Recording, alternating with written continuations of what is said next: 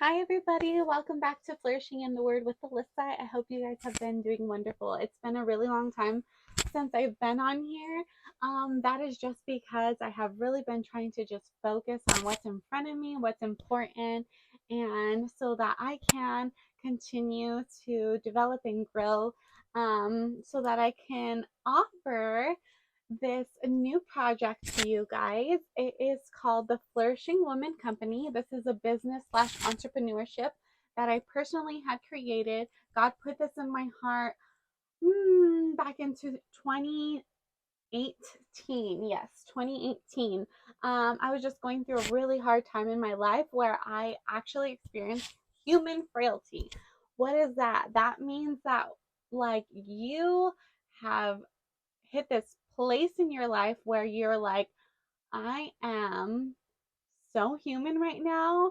And in this humanness, like, this is broken, that I am fragile, I feel weak, I feel insufficient, I don't know what to do. And this just created my journey of just coming into solitude with Christ. I have done a video prior to my testimony of how God had just healed me from brokenness. He has given me a new heart. Through that journey of healing, He had just gave me a heart and a passion to testify of how He has um, healed me from many things. And it doesn't stop there. From that place of healing, I feel like I just want to be able to give back to those who are also walking through really hard situations, overcoming struggles, walking through trauma, walking through pain, walking through maybe heartbreak, things that are just tough. And I feel like, what better of an opportunity while I'm going to school to be a marriage and family therapist. I am currently getting my credentials in Christian psychology and theology. I should be graduating within the next few weeks. Therefore, now I am on the brim of stepping into marriage and family therapy. But first, I wanted to just start to cultivate a company of women who need coaching in order to grow and mature and heal. And I don't want to wait 3 more years. I want to do it now. So um, it's very important that we understand, why this is essential for you. It's essential for you so that yourself can thrive. It's essential that once you thrive, your family can thrive, and once your family can thrive, that you can be a light into this world, and you can not just stay in a survival state, but thrive and be all who God called you to be. I just want to go over a few things here on my laptop. So one thing that is super popular right now is, like, what is self-care? Um, so there's this, like, cultural self-care idea that is far different than what I believe self-care is. Right now, self-care is um, be the best version of yourself, and me, and you know, it's almost like an egotistic way of trying to evolve, rather than what I believe self care is kind of taking a step back and doing a reflection and humbling yourself and saying, God, who am I? Um, and through that, just taking care of your body, taking care of your mind, your heart, your emotions. That is what self care is to myself. So, self care is an activity that is good for your physical and mental well being. These activities are different for every person. A lack of self care results in burnout. Self care is a necessity to do things that are physically, emotional, and psychologically well being. Examples would be go for a walk, eating a nutritious meal, getting enough sleep. Self-care in the end will make you feel better and doesn't result in any harm, but making mindful choices, the little things make big differences. Self-care can relieve the pressures of everyday life and reset you back to a healthy point where productivity can be maximized. One should have a balanced life in physical, spiritual, social, emotional, financial, um, well being. And that could be as simple as like every day waking up with a heart of gratitude and just kind of preparing your mind for like what today has. And like also self-care can literally look like um looking in the mirror and saying like very kind words to yourself, God created you, God thinks you're beautiful, you're loved. That is going to emotionally and spiritually and physically strengthen you. Um, Rather than nowadays it's like this alpha female mentality. You're a boss and like it's just sassy and it's just not cute. So I definitely want to keep self-care grounded, and the way we do that is just allowing God to teach us what it looks like, and pulling scriptures out from the word and being flourishing women. First of all, we're women of God, and God created us, and God has a plan and a hope and a future for us, and we just need to tap into him and being aligned with our spirit and then doing things that are necessary for you.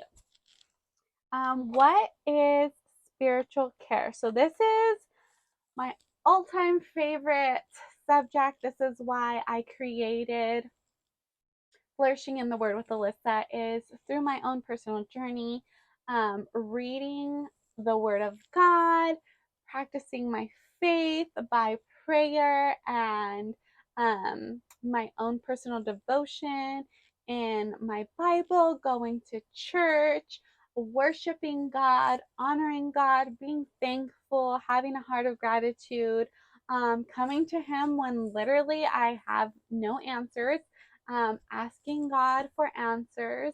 That is attending to my spiritual needs. And so, again, what is spiritual care? Someone or oneself that helps a variety of life questions and uncertainties, such as why is this happening? Why do I feel about these changes? What am I grateful for? Who can I trust? What or who is beyond myself is more important in life? In this, a good decision or a bad decision? Spiritual resources are to help the spiritual wellness. It could be music. So I listen to a lot of worship, prayer, church. I listen to sermons. I listen to spiritual leaders through podcast videos, support groups. I go to Bible studies. I host a women's Bible study. The Bible teachings, communion, remembrance of God and who He is and what He created you for. So, um, let's see. I'm gonna go down. This is just a summary of like homework I have done in the past. Um, when someone cares for their spiritual needs, each person is different. They're on a different place of their spiritual journey. So, someone who tries to communicate their spiritual needs um, will demonstrate a Christ like attitude. So, for instance, we are called to love. Christ, God, is love. And when we are currently allowing God to transform us and speak to our spirit, we start to put on the character and nature of Christ. And therefore, I could use love as an example. Love is not a feeling, but it is a choice. So I'm going to choose to love on the people around me. I'm therefore tapping into the spirit, and I am walking as a spiritual being, not just as a physical being. ask the person how you support. I would ask you how I can support you spiritually, offer love and compassion and listen to your heart. Emotional support, I can ask to pray with you, share an encouraging word or thought. Um, and yeah, that's what spiritual care for is just kind of allowing our faith to be a foundation in that area, and asking God, what is it that my life is supposed to look like? And these harder questions that just allow us to um, tap into a deeper level. So there's self-care, which is more so physical. What are you doing in that realm? And then there's spiritual care that's more so internal and personal, or with obviously someone who is coaching like myself, or pastoral care, which is my minor as well. And then again, what is pastoral care? It is one who offers emotional and spiritual support. Pastoral care is a witness to the abiding presence of God's love. Pastoral care is generally based on the idea that a pastor or elder or a shepherd in scripture, it explains that it is one who lays down his life for the sheep, John 10:11, and Peter 5:2-3.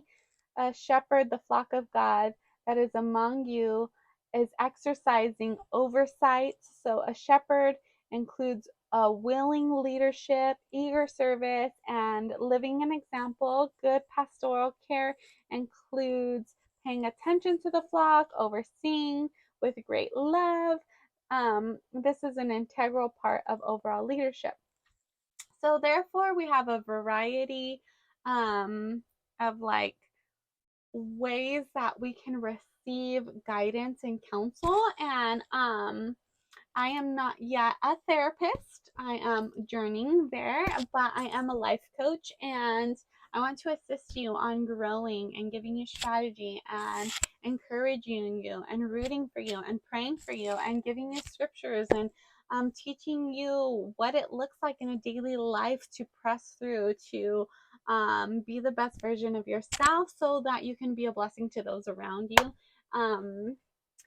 So yes, I want to give this opportunity as I place this video out in publicity into the YouTube world that I am taking new clients.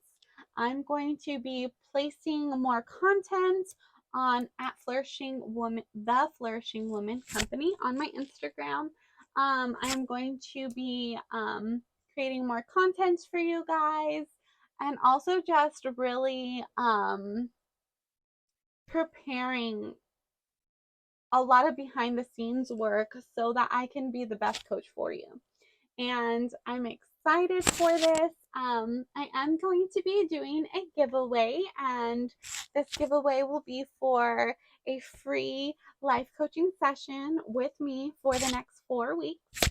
So, what more better to do around the gift, around the holidays, to give a free gift? So, I just want to let you guys know that. You guys can DM me, you guys can message me, and we'll be doing the postings on my Instagram. So I will be back on shortly. I just wanted to definitely tell you guys that this is something new and I'm excited for.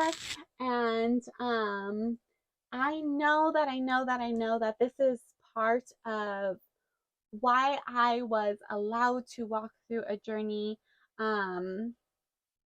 of solitude, of brokenness, of loss, of grief, of rejection, of betrayal, of you name it. Like pretty much had went through it. Even like the spiritual warfare that we go through as believers, and life is not easy. And I definitely think like if you can have someone to partner with you, to encourage you, to coach you, to push you on, like I want to be that for you. So I hope to hear from you guys soon. I hope you guys have a beautiful day, and God bless you.